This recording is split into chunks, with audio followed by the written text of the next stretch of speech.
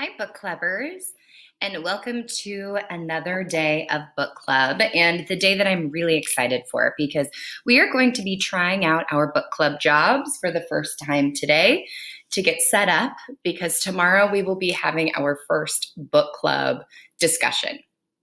You will notice on your book club assignments that I have added a new PDF, but also you still have your book club slides. So let's start by opening up your book club slides.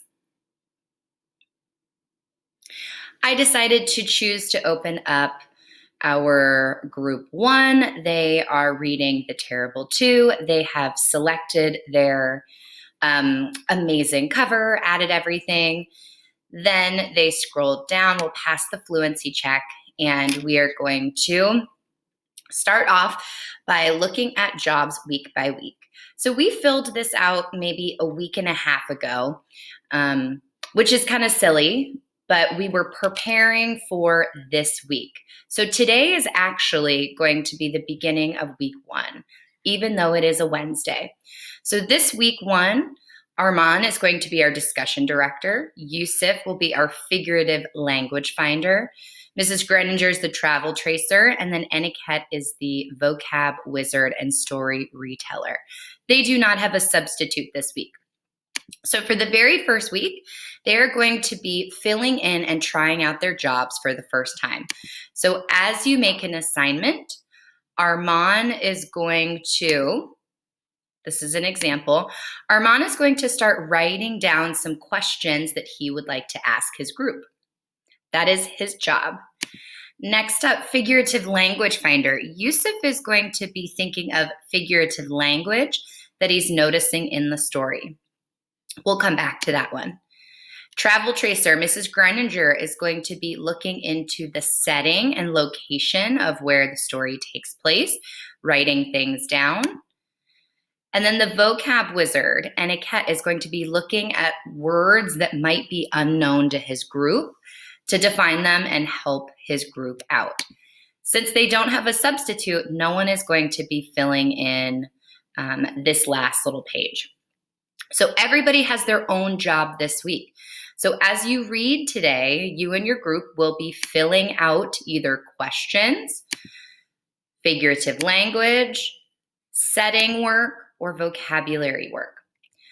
Those of you that are our figurative language finder, you might be like, wow, there's a lot that goes into figurative language.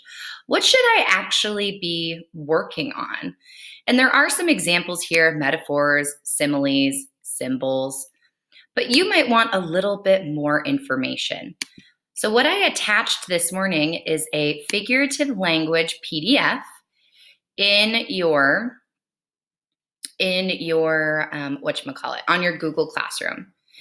The only thing is that the pages are rotated. I haven't figured out how to rotate them so that you can see them right side up. If you can help me with that later, that would be awesome. But in your figurative language PDF, I have given examples of 5 different types of figurative language you could be looking for in your reading today.